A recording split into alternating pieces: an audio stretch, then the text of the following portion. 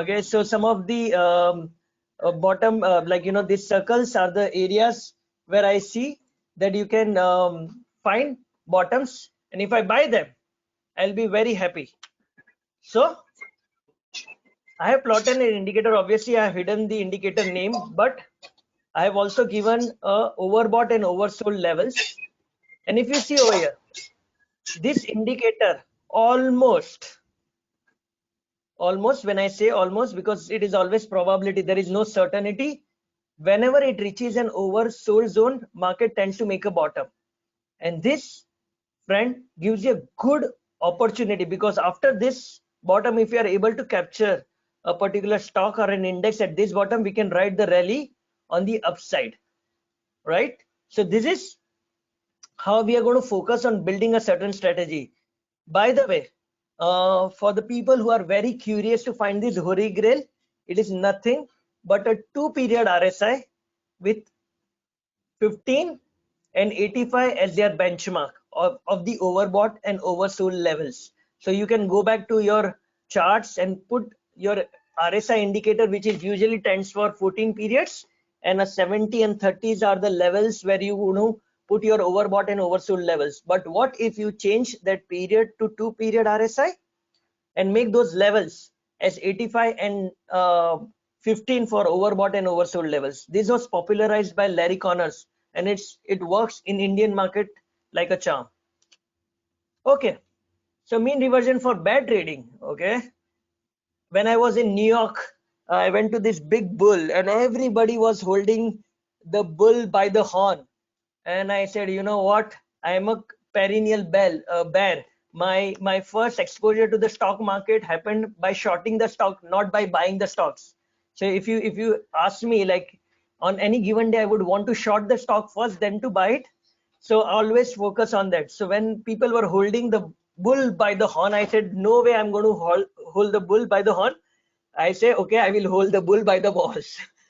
Okay, so you don't fight the market. The bottom line is never go against the market. You pick your battles when you want to go against the market, because you being a bear is always going against the crowd, and 80% of the people in the market are bullish, or 80, I would go to an extent of 90% of the people are bullish on market. They always buy first and sell later, whereas for me, I sell first and buy later. That's how my nature has been. So I'm going to give you a holy grail. I'm just kidding. This is the system that I've been personally trading for myself and my few family and friends. So what are the rules for this strategy? Okay, the rules are very simple. One, close greater than 200 days simple moving average. This is on a daily chart. Guys, you have to remember all this that we are doing right now is on a daily chart, but we will take this information and trade intraday charts. Okay, so closing should be greater than 200 simple moving average. A common question would come is it simple, exponential, weighted? It's simple moving average. You can play around with exponential or weighted as well. It's the same. Okay. Then you have 2-period RSI, like we have seen that a 2-period RSI, I have put it up as 85 and 90. We are going to find the stocks which are having 2-period RSI greater than 50 value. Okay. And today's change is greater than 3%. Okay, what do I mean by that? Okay, it's basically the stock should be about 200-day moving average. A 2-period RSI should have a value greater than 50, and today it should be risen by more than 3%. Why this is important? Guys, always remember that we want to short a stock which is going up. There are reasons why am I using close greater than 200 SMA, because the stocks which are below 200-day SMA has usually a lot of short covering happening. But if the stock is about 200-day moving average, it is actually profit taking. And if you go in the market, and you will realize that when the short covering happens in a stock, and especially in FNO stocks, they are like 20%, 30%, 40% goes against you. So for this system, we take an FNO stocks which are trading between 50 rupees and 5,000 rupees. The closing should be greater than 200 period SMA. the 2-period RSI should be greater than 50, and today it should have gone above more than 3%. So once I do this, I filter out this stock today, and I get the list of the stocks that I'm going to use and short them tomorrow in the morning itself. So how do I short them? Is basically I'm going to put a 1% limit order the next day. Okay, so just for an example, one particular stock who was trading above 50 rupees, so assuming he was at about 100 rupees, okay, it was about 200-day moving average, its 2-period RSI was greater than 50, and its percentage, it has risen more than 3%, so assuming it closed at 3%. Now what I'm going to do at the end of the day, I'm going to collect the stocks, list of the stocks that has fulfilled this criteria, and add 1% to this closing prices. Now the closing prices, there will be questions around whether it is a last traded price or the official closing price. We take the official closing price, not the last traded price.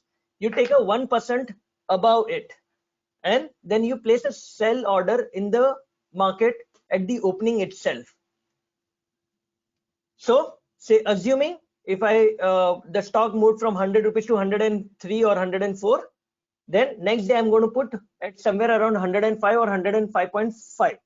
It is going to be a sell price, short price. And when do I exit? I'm going to exit at 3:25 p.m. or 3:20 or 3:10 when your MIS orders are getting squared off. So what is the performance of the system? One of the best systems that we have been trading. So the system has been backtested from 2011 to 2020. We started with the initial capital of 3 lakh. We have used the leverage of 10 times which a broker provides on an MIS margin. So obviously we will have about 10 position maximum that we are going to take it.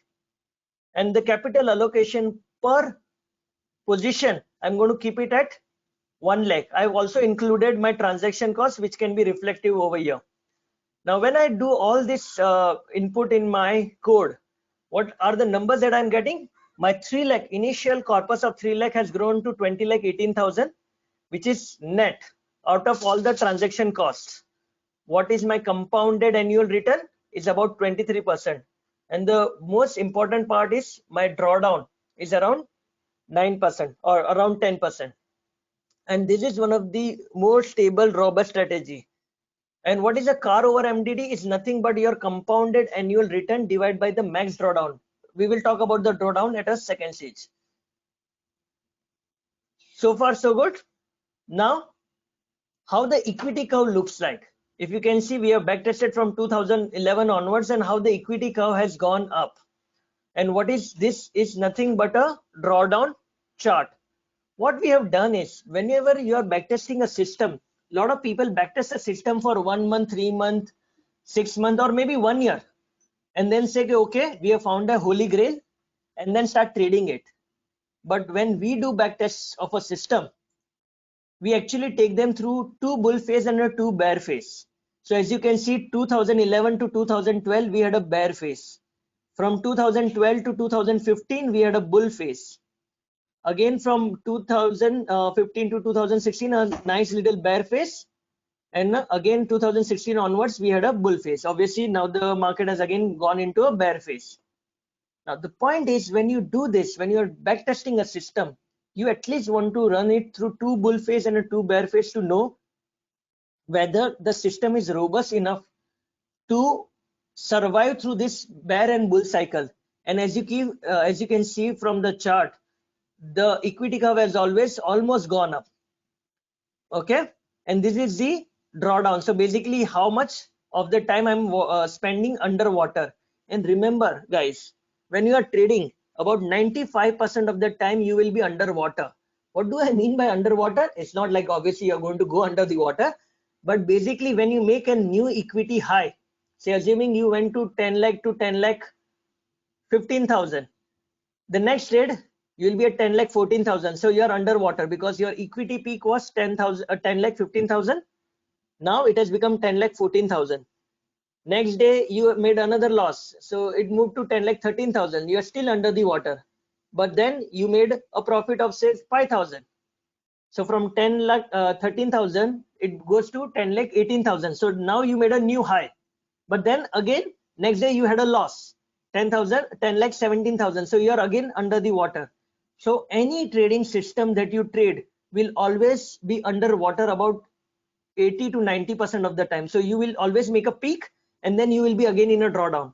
So start living with a drawdown. Okay. So how do I decide my stop losses and targets? That is also very important. Before I go to the stop losses and target, I really want to emphasize from a psychology perspective of drawdowns. I do this exercise with everyone, and whenever I ask a lot of traders, and I, kind of, please encourage you to do this exercise with me, so you will understand the importance of drawdown. So, how many of us wants to only make profit? Can I get some answers on the chat? Only wants to make profit.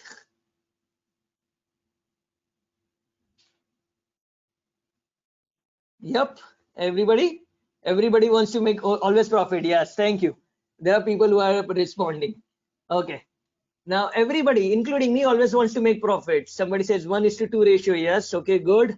Profit, profit, profit. Okay. Do this exercise. I know it's a Sunday afternoon, but I just want to take you to one yoga asana that I want you to do. Okay. And you will realize what I intend to do. Guys, please breathe in. Okay. Breathe in. Breathe in. Breathe in.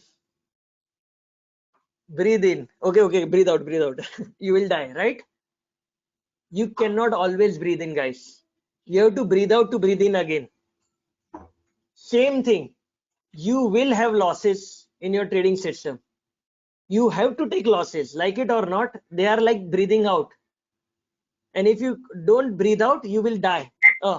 Right? So same thing is very important, that if you start thinking that I want to breathe out, breathing out is basically just, getting my breath out, and again, I get an opportunity to breathe in again.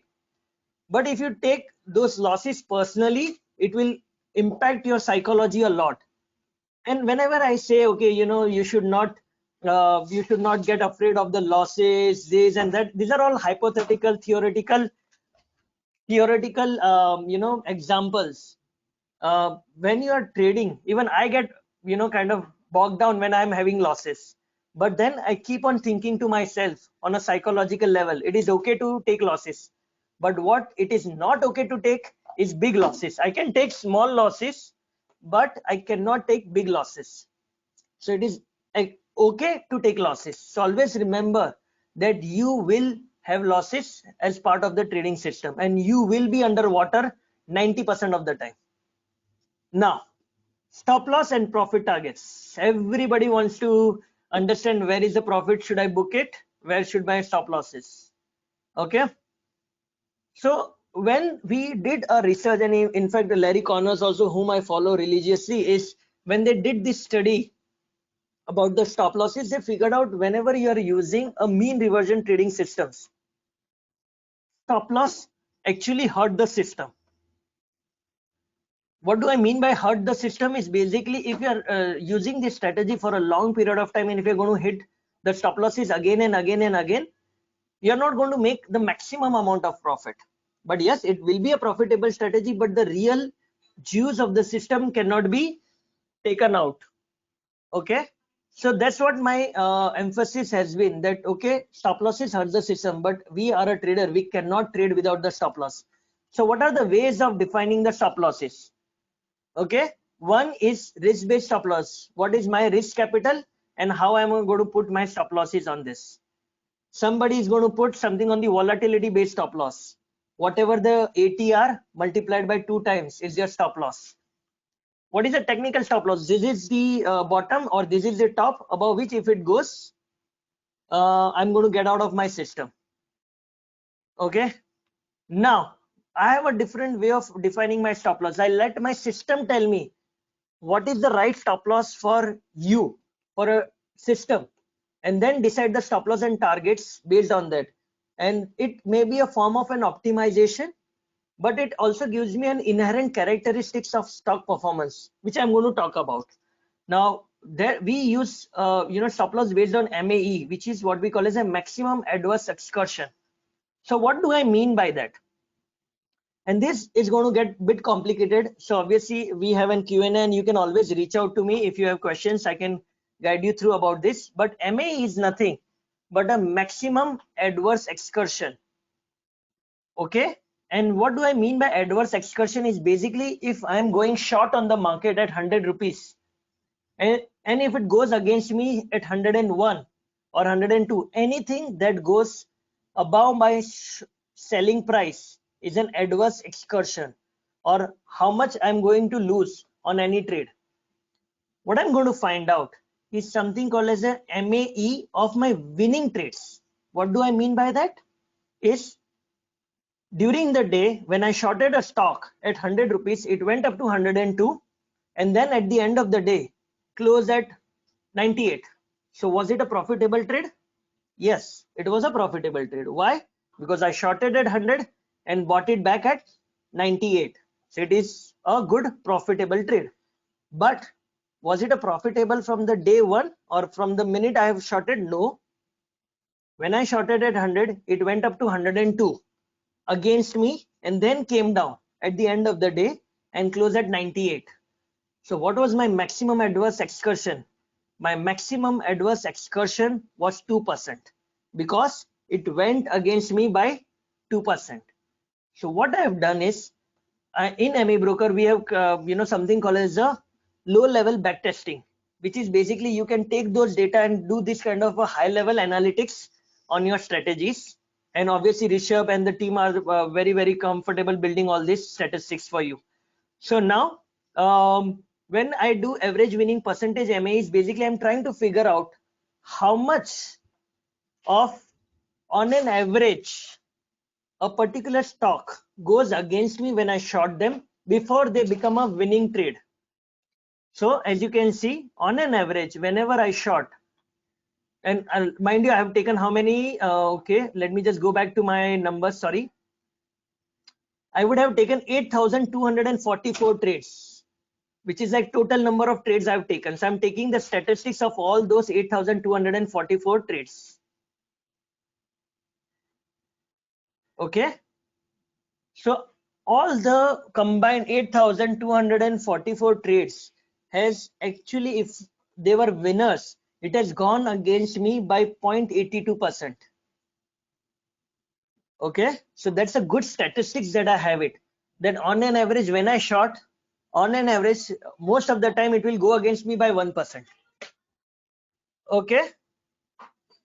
Okay, and then standard deviation of a winning MAE. When I say standard deviation of a percentage of winning MAE is nothing but how much it is deviating from the average.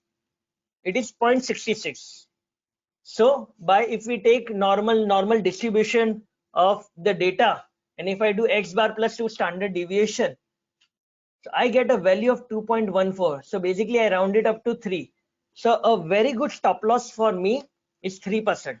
The system is telling me if I put a stop loss 3%, that is sufficiently wide enough that my stop losses are not getting triggered. Otherwise, what will happen is most of the time it happens with us. हमारे साथ होता है कि नहीं होता है? हम लोग ने लिया stop loss बजा and then it starts going up.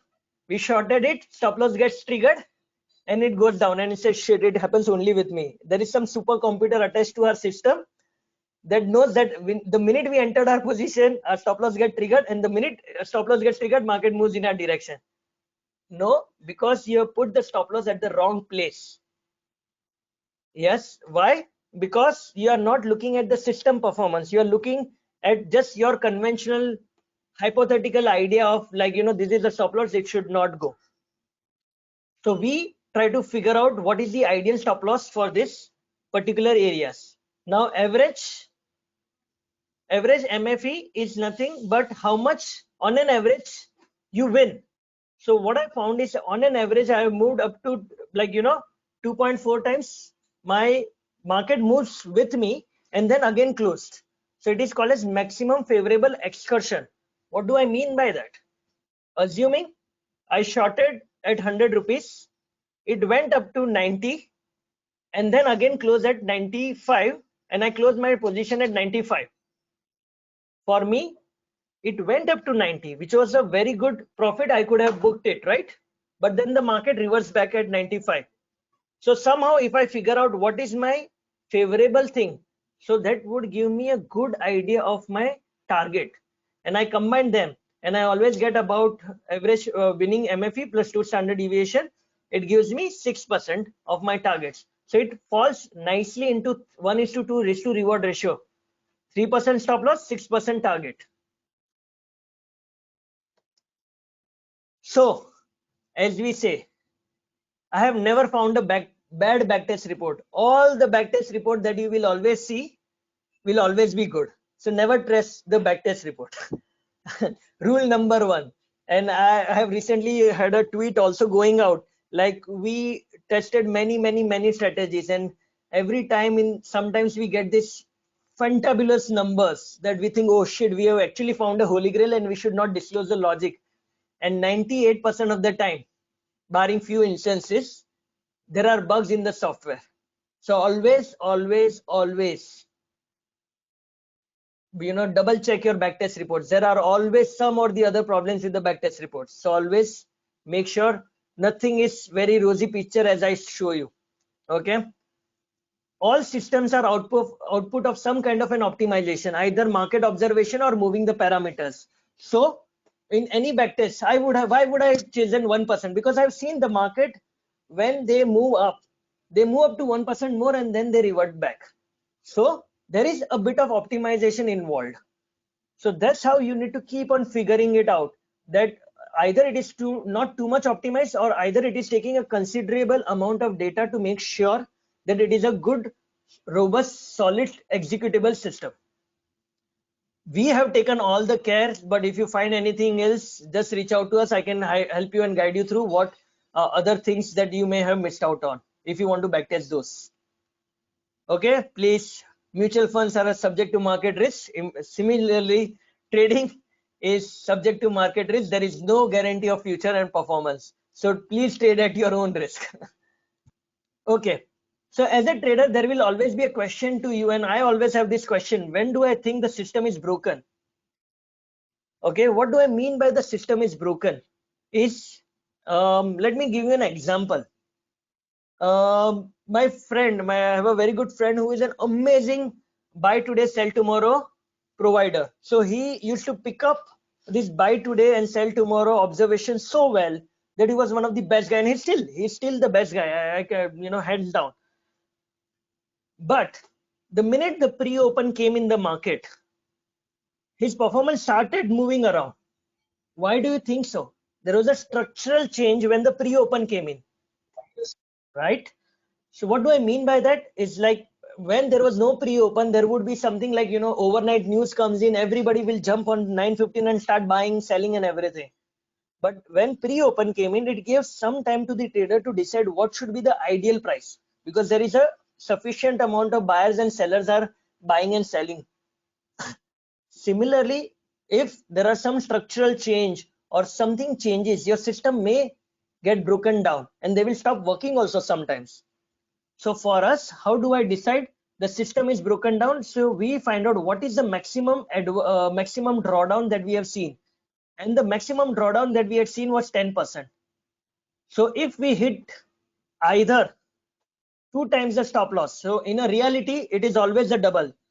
Always remember, anybody, whoever gives you a backtest report, reduce your profit number by half and increase your drawdown number by double. And that is your realistic number of the trading system. I'm again repeating, whenever you are trying to trade a system, or you get someone telling you a system, okay, this is a fantabulous system, trade it, or you code your system and you find no bug in your system, first of all, and you want to trade it, always remember, in real world, your returns will be half of it and your drawdown will be double of it. So always be prepared psychologically and do your position size accordingly. So I always keep 2 times of my basic, your initial drawdown is my, I will stop trading that system. So what are the benefits of a system trader? The backtest results gives comfort while trading in a live market during a drawdown period. And as I told you, I don't have, like, somebody tell me he really like the emphasis on the drawdown. And trust me, guys, drawdown is the fact of the life. I call this, like, there is a famous saying that two things that you cannot accept, you cannot get away with is death and taxes. For trader, I would say you cannot get away with drawdown. Drawdown is going to be there. So greatest, you should always focus on drawdown. Return will be taking care of itself. Greatest benefit is to pull the trigger when you cannot do discretionary. I will give you a simple example. Last year, okay, there was a big announcement, and this was the trade taken by the system. There was a big spike up, and the news in the market was that MCX was planning to get merged with NSE, and there was a big spike. And if I would be a discretionary trader, no way I would trade that on the short sides, because I know, okay, if MCX gets merged with NSE, there is going to be a big movement in MCX, and I will be like on the wrong side of the fence. But what did we do? We shorted it, and according to the rule, the market went up, and it actually went down 10% the next day. If I was a discretionary trader, I would not trade, and I was just repenting myself, saying that why didn't I took that trade. But as a system trader, even though I was scared to take that trade, but my risk was defined, I took the trade, and it was one of the best trades that I took it. So that's how your system trading really helps you. Why would people stop trading the system? Okay, this is, now I have talked about the systems. The rules are simple. I remember Vanthar once mentioning that he taught a trader, super trader group, right? He taught them the system for 1 day, and the next 3 weeks he only taught them how to follow the system only for 1 day, and how to follow the system for next 3 weeks. Imagine a guy like Vanthar talking about this. And I realized this when I was been trading, when I started my, my article came on money control, and I was a discretionary trader, and I used to jump system now and again. आज ये trend line breakout ले लिया, आज मैंने ये ले लिया. Then over a period of time, I started jumping the system. I never made money. But even for the system traders, people start jumping the system. Why do people jump the system? So I will show you one performance of our one of these systems that I use, called as pivot point trading system. And we did this analysis, and which was very useful by a guy called Santha, who helped me to build this Excel sheet. Losing streak. What do I mean by losing streak? Okay, it's nothing but how many consecutive losses that I get in my system. When you do this kind of analysis, and when you build those system, guys, remember, you have to do this kind of analysis. These numbers are not from the mean reversion trading system. This is from some other trading system that I use. But I just want to emphasize on certain points here. I had 4 consecutive losing trades 48% of the time. Okay, I can take it because we have to be disciplined enough and all that stuff. We had 5 consecutive trades 8 times through the entire backtesting period. Okay, what would really make you stop trading the system is this part. We had 8 consecutive losses 3 times in the entire backtesting period. Guys, just imagine yourself trading this system. You trade, make a loss, trade, make a loss, trade, make a loss, trade, make a loss. I can go and earn for 8 times to emphasize the point. And not only 1 time, it happened 3 times. And then people will stop trading the system. I'll show you what's the beauty about that system. We also find out that we should not feel that we are God. Okay, we also have a winning streak. We had a winning streak of 10 trades 1 time. We had a winning streak of 8 consecutive winning streak 2 times in the entire history of backtest. We had 7 consecutive winners 4 times. Are you guys seeing the potential? When you're doing this kind of backtesting, you need to be really, really sure about what you are getting into before jumping into the real time. Okay, so I'm going to show you something where a good friend of mine, Madan, showed me this, and it really opened up my vision about trading system. Power of large number. This is the performance of a trading system that I just talked about on pivots, like your classical R1 and R2. This is a weekly number of points that I would have earned based on the system. And you can see the red ones are the loss making weeks and the green ones are the profit making weeks. And if you see them, it's a sea of red. Like every week I make losses, almost every 2 to 3 weeks. And there have been times where I had 5 consecutive weeks I had a losses. Sometimes I had a 6 consecutive weeks I have a losses. And people will stop trading the system. But from weekly I moved to monthly now. Okay, on monthly chart, the sea of red actually reduces. I have more greens than I have reds. Okay, then I move to quarterly. I have only 4 losing quarters from 2008 to 2020. Only 4 losing quarters. And what was surprising, you know what? I had never had a losing year in my backtest on a yearly chart. Weekly performance, sea of red. People will stop trading the system. And then they will come and say, oh shit, I should have traded this system. It makes money. So I really want to emphasize on certain points to you guys that when you are a system trader, stick to your system till you hit your drawdowns. You can, if you keep on jumping the system, you will never make money. And certain things that you need to ingrain in your mind, that losing streak is a probability calculator. So this is very important for me. When you are building a trading system, this is a Monte Carlo simulation, which tells you that if your system has a 50% winning rate, you can actually have over a period of 10,000 trades, you can have one streak where you will have 16 consecutive losses. Okay, let me repeat if people don't understand. If your probability of your system winning percentage is 50%, which is usually the percentage of a good trend following system, you will have 16 consecutive losses if you are trading for 10,000 trades. So ingrain in your brain beforehand that you will have 16 consecutive losses. And if you are able to still trade through, you will make money. I'll give you my personal experience. I traded one system based on super trend. I had 13 consecutive losses back to back. And I still traded then, and I was like 50% above when when the market crashed. So before the market crash, I had 13 consecutive losses. And when the market started trending, I made money, took care of my 13 losses and made me money 50% more. So that's how the discipline of following a system comes in. Then how do I become a big trader?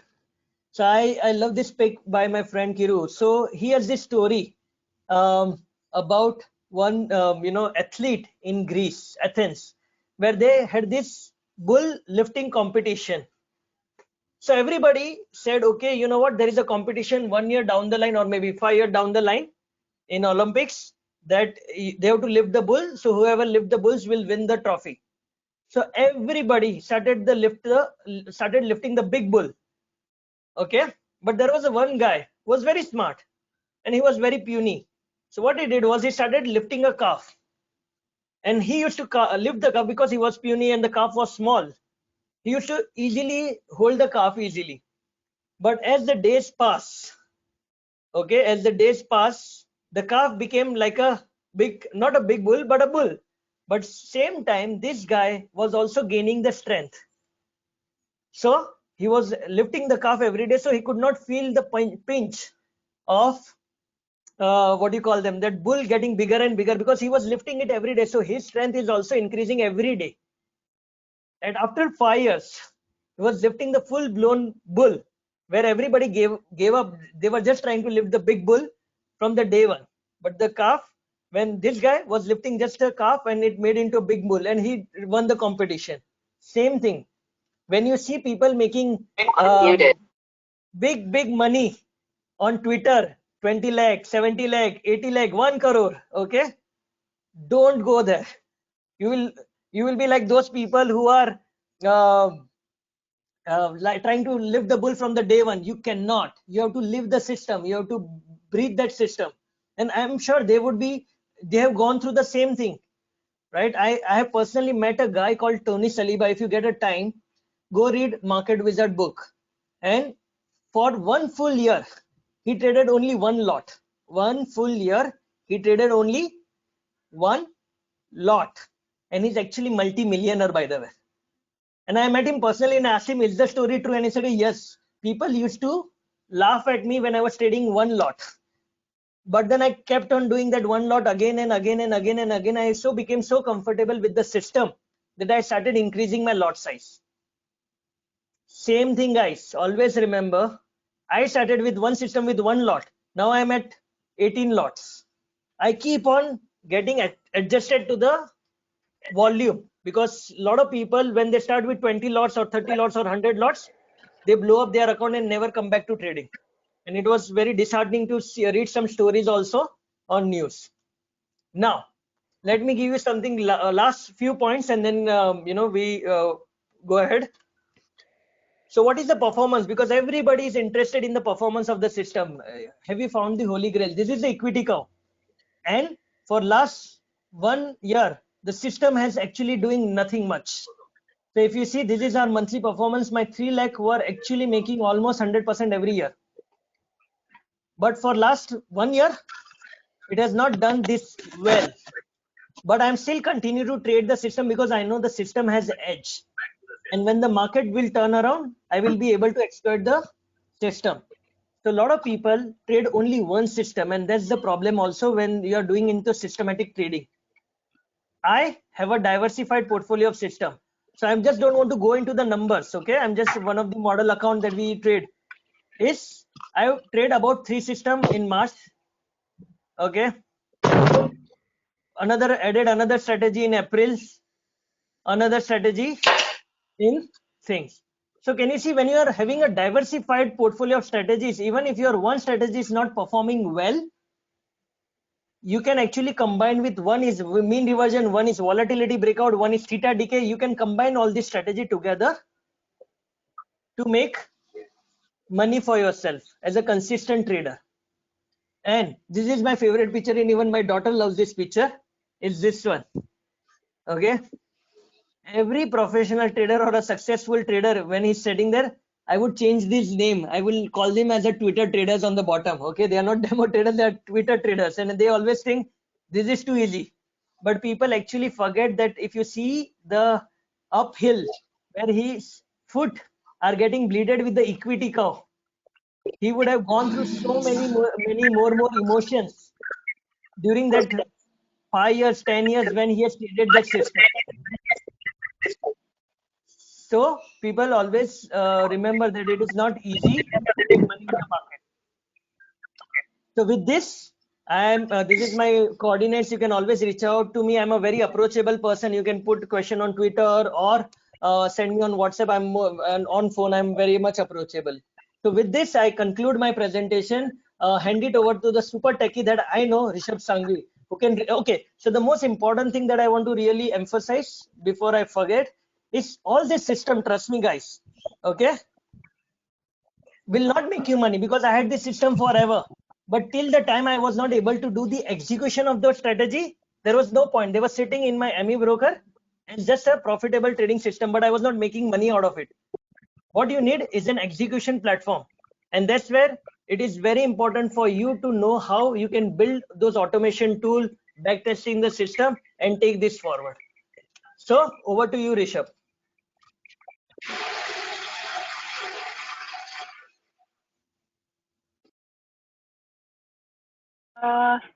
So thank you, Vishal, for sharing this informative presentation with all of us. We've taken some excellent pointers from it.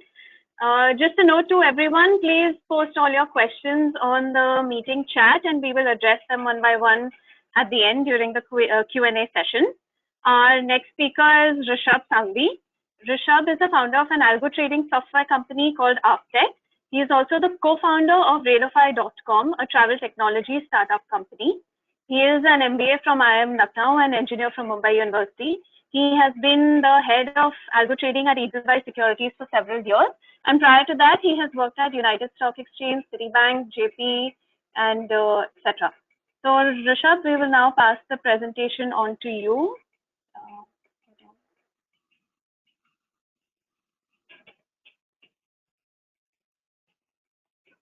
And Sonam, if you can just pass me the presenter rights. Yes, I have just done that. Okay. Can everyone see my screen? Yes, we can see your screen now. Excellent.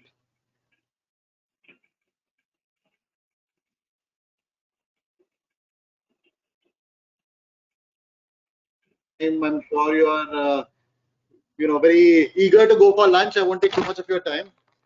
I just want to start with a quick, story about me and my wife, right? I was just sitting one day and looking at my father, and he was very happy. So I went up to him and I asked him, Father, why are you so happy? It's been 40 years of marriage and you're still so happy. So he told me, Beta, it's the secret to my marriage is very simple. All the major decisions in life I take, and all the minor decisions in life your mother takes. So I was quite intrigued. What does this mean? So I went to him and I said, Father, can you please elaborate on this point? So he said, Father, son, all the major decisions in life, should Trump and Kim Jong Un be friends, I take. And all the minor decisions like what clothes I should wear, where I should eat, where I should sleep, all of that your mother takes, right? So jokes apart, the point is that if you have any, major questions, we'll take it up right now. And if you have any minor questions, we'll take it up in the Q&A after this session.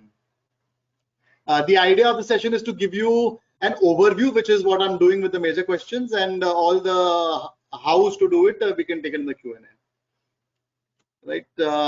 Cool. So I'm just going to start with 3 strategies. I am not proposing that you start trading these strategies, but I'm just using it an example, like Vishal said in his presentation, to highlight a few points on the importance of getting your execution right once you have a good alpha generating or a good trading strategy.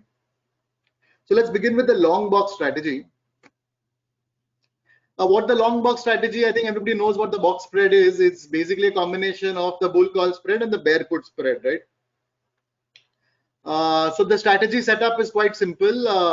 Enter at 9:45 on a Friday, where you buy a call and you buy a put you buy basically a call spread and a put spread at the strikes that I've mentioned in the strategy setup.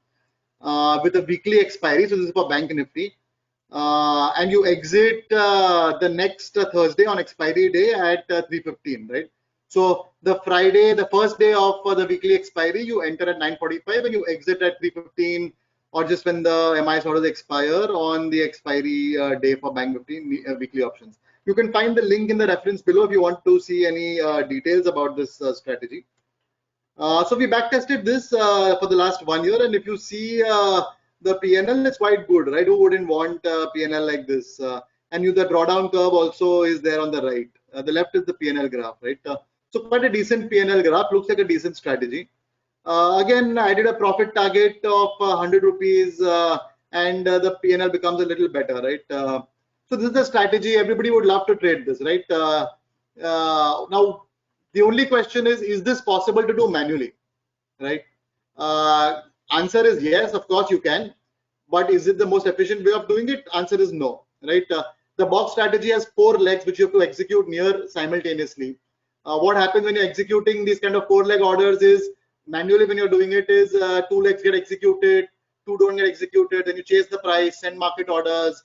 You get some of these options, if they're out of the money or deep in the money, they'll have large bid-ask spreads. So you'll end up giving up a lot of your profits because of poor execution, right? So that is why you need this a good execution to do it. You can do it manually, but it's not the best way of doing it. Second example or case study I want to present is the crude oil scalping strategy, right? So again, let's look at this strategy. What it is basically doing, like any scalping strategy, is try to take small profits and exit, quickly. So the buy trigger for this strategy is you note the high price. So parabolic SAR is the indicator, right? Parabolic SAR basically is indicator which tells me the direction in which the stock or the future is moving in. So what I do is I look at when the low is greater than the parabolic SAR, which means it's in an uptrend. I look at when I note the high when this happens, and on a perfect green bar. So first rule is I look at the price being above the parabolic bar, which says it's in a bullish trend. Second is I look for a candle where the open is equal to the low. So it's a bullish candle and it didn't cross the low on the downside at all. It just went up. And when this candle is formed, this is my trigger candle. I note down the high of this candle. And my buy actually happens whenever on the subsequent candles, the price breaches the high that I've noted down earlier, right? And the short is the exact opposite. When the price is in bearish mode, as indicated by the parabolic SAR, I note down a candle which is a full black candle in terms of the high of the candle being equal to the open. So it didn't go above the opening price at all. It just went down. That's when I note down the low of the candle. And then when the LTP crosses the low on any subsequent candle, I go short. Right, so this is a typical scalping strategy. Again, I had a profit target of 10 points. So in crude oil, just take quick profits and get out. That's the idea of scalping. And the stop loss is the entry candles low or the high, right? Depending on whether you gone long or short. And if I look at this strategy, it's got 29% CAGR. Again, these are unleveraged returns, which is pretty good, right? You would like to do this strategy. Now, what happens in a strategy like scalping, right? What I did is in the same backtest, I included a slippage of 1 basis point, right? The profitable strategy, your initial equity from 1 lakh, which had gone to 3 lakhs, it went from 1 lakh to 73,000. So you ended up making a 30% loss instead of making a 200% profit on this system, right? Again, if I increase the slippage by 1 basis point more, then your profitable strategy, you almost end up wiping out your full capital. So the point that I'm trying to make is, even if your strategy is good, and especially for strategies like scalping, where you have to get in quick and get out quick and at precise price points, if you try to execute this and your execution is not good, by which I mean the execution is not automated, then your profitable strategy can become a loss-making strategy. And I'm sure a lot of you traders have actually faced this issue when you're trading your system in the market, right? Strategy looks amazing in backtest, but when you actually go and execute it, it doesn't make money. And the major reason, which I think Vishal also pointed very rightly, is your execution is also something you need to pay a lot of focus on.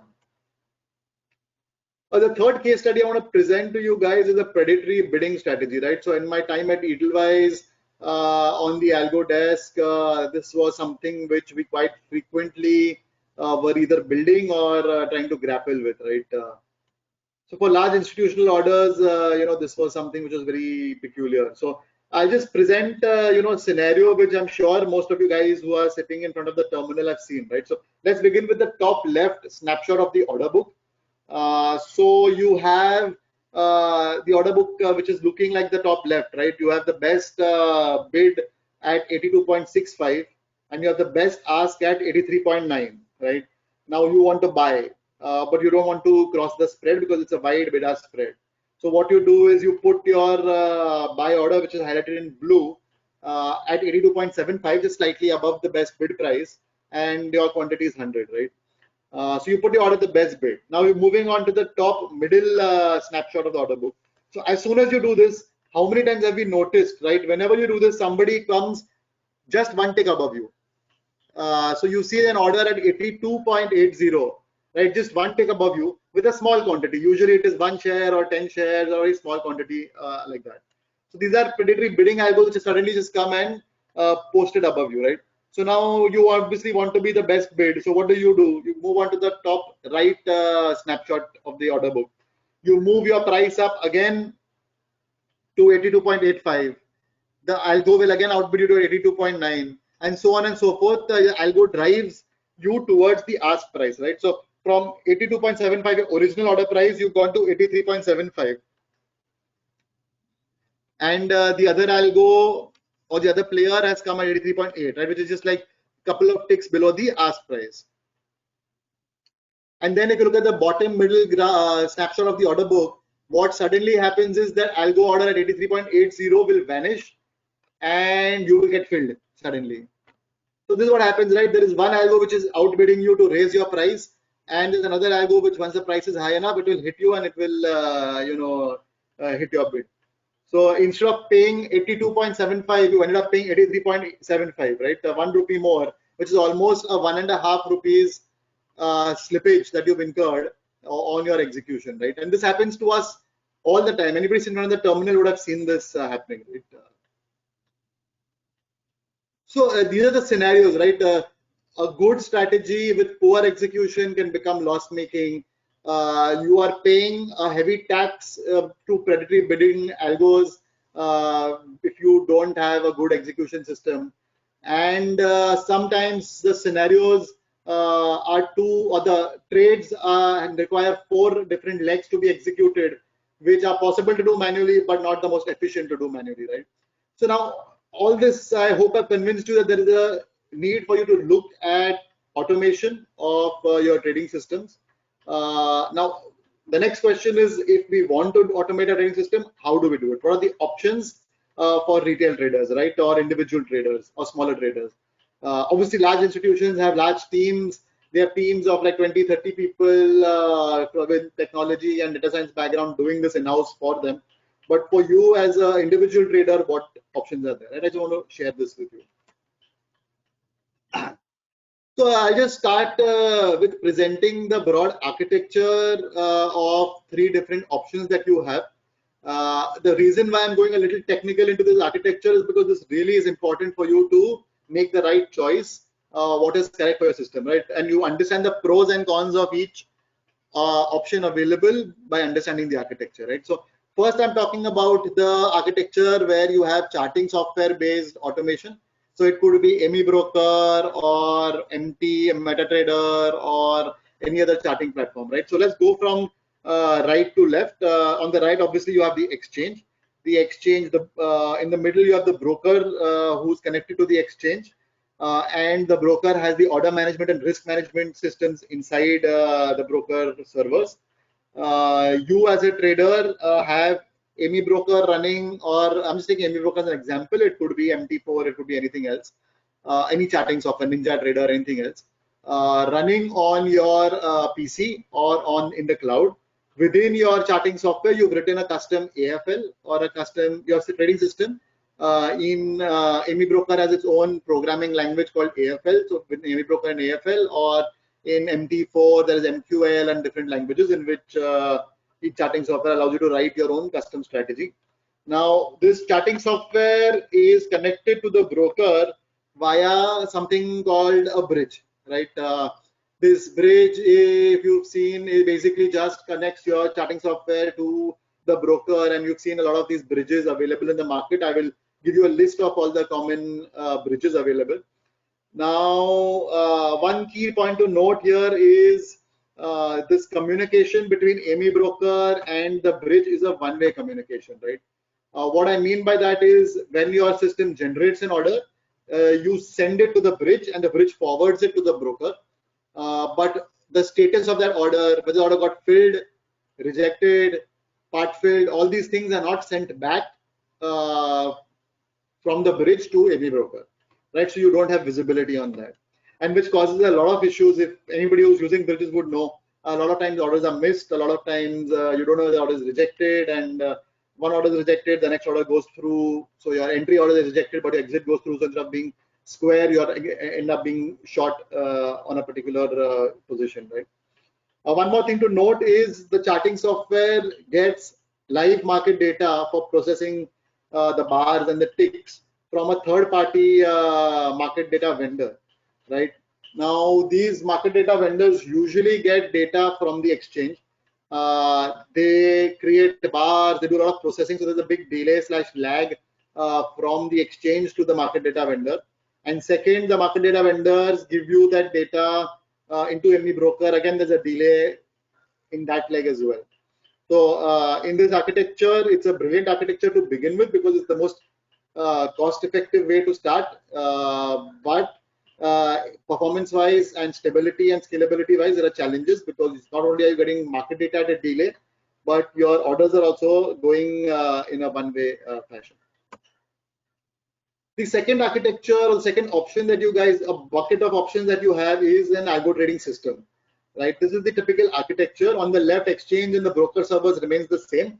The only difference is that you don't have a charting software. You have an algo trading system which is developed in a high performance computing manner in either C++ or Java or .NET. This gets both market data as well as orders via APIs from the broker. So the broker directly sends market data to your system, and orders also go directly to the broker. There is no third-party components out here. Within your system, breaking it down into three parts. One is the backend. The backend is what connects to the broker via the APIs. This does all the bookkeeping of all the orders. This manages the market data and all the other heavy lifting this does. You have a trader GUI or a user interface which this is connected to. This user interface could either be web-based or it could be desktop application-based, through which you can put the parameters of your algo, view reports, view your order book, trade book, see the monitor your algos. All of those things can be possible through the user interface. You can start, pause, stop your algos, do whatever you want from that.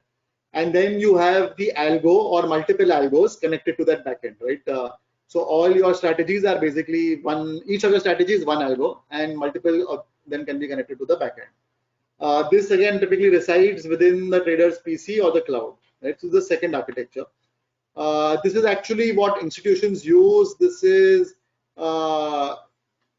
when you want to upgrade from charting software based systems, much more stable, much more scalable, much more robust, right? But of course, it requires a level of expertise which most people don't have. So that's a challenge.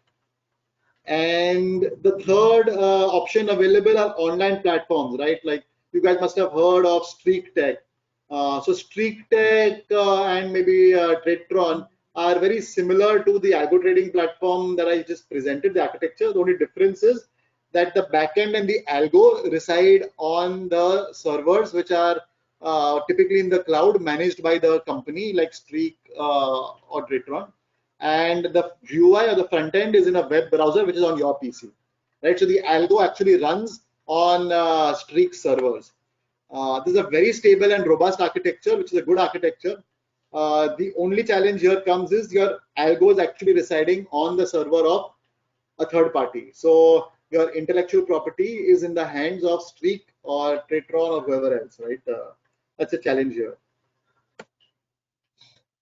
Just summarizing the options for you guys and giving you some popular options that you can start with to get started on algo trading. Again, broken up into the three categories. For the online platforms, you have Streak and TradeTron. Charting softwares, you have ME Broker, TradingView, MT4, NinjaTrader, etc. For algo trading, you have ArcTrader, like the platform that we build. You have Blitz, which is Symphony product, and you have FlexTrade amongst other providers. Again, going into the costing, again, most people look at costs only from an initial cost perspective, but it's important to look at initial plus recurring cost perspectives. I've broken the cost into two. For online platforms, there's no initial cost, and the recurring cost is also quite low. You just have to pay a typical monthly fee for using the platform. For charting softwares, initial cost is low because it's easy to develop. But recurring cost is quite high because you have to pay for your third-party market data, you have to pay for your bridge, and you have to pay for your cloud and other costs. And for algo trading systems, the initial cost is high because it takes specialized skill and time to develop. But the recurring cost is low because you don't have those third-party components, right, needed. Stability wise, online platforms are very good because they are robustly tested. Charting software stability is very poor. And for algo trading systems, again, stability is very good. Customizations in online platforms is a drawback. You can't do customizations in your strategy. Whatever options they provide, you can use only that. So for example, if I want a trailing stop loss with a particular logic for my system, it's not possible in Streak, right? You can only do trailing stop loss based on a percentage in Streak. They don't offer you trailing stop loss based on ATR or trailing stop loss depending on some price targets being hit, right? So there's no customizations possible in online platforms. You have to use what they provide you. In charting softwares, customization is possible, but to a limited extent.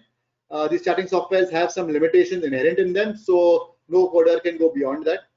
In algo trading systems, it's completely customized, so you can do whatever you want and build whatever kind of systems you want out here. In terms of scalability, online platforms are good for up to 200 instruments if you want to trade. Charting softwares between 20 to 50 instruments is fine. Beyond that, it will start hanging, crashing, giving you problems. Algo trading systems, you can go more than 2,000 portfolios, and each portfolio can have multiple instruments, right? So they're very scalable, especially for people who want to do multi-asset class or multi-geography or multi-client.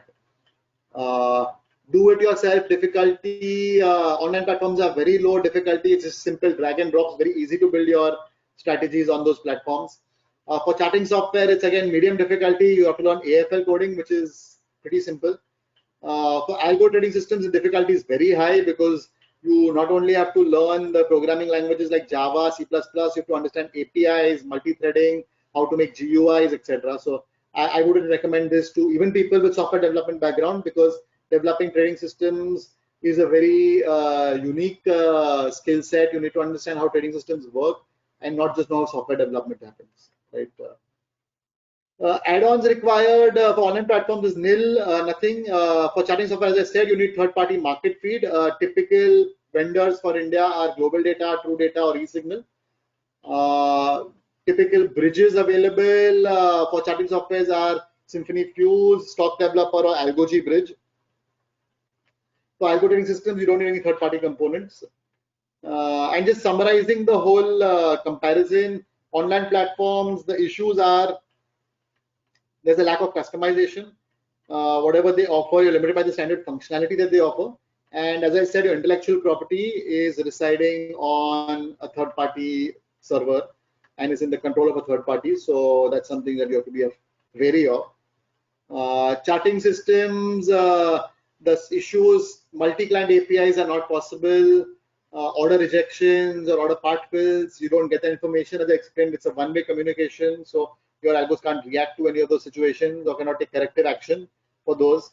Fills and executions are poor because of, obviously I said there's a lag for both market data and sending orders. Missing trades, a lot of times in these bridges, your charting software has generated a signal, but the bridge does not send the order to the, has missed the signal and not send the order to the broker. Multi-leg orders are a problem with these bridges. Algo trading, the issues are, one is cost. The upfront cost is high for a lot of people. Development time and technical expertise, again, these both linked to cost, is obviously much higher. So this is the comparison, and you can use this as a ready reckoner.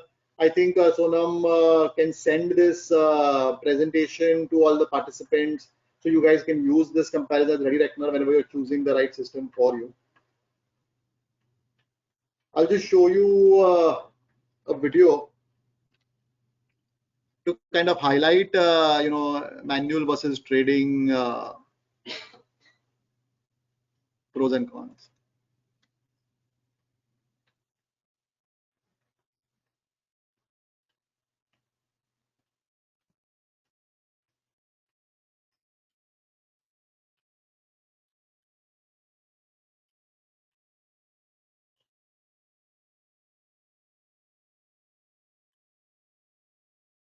Rishabh, we actually can't hear the sound.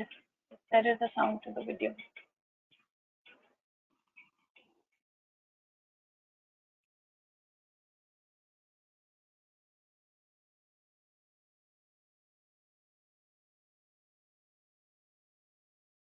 No sound to the video.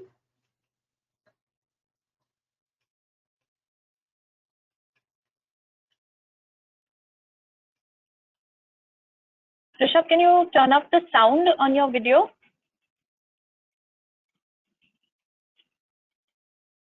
There's a problem with the sound. I think we'll have to just read the subtitles. And maybe Sonam, you can send a link to the video so that people can see it themselves on YouTube.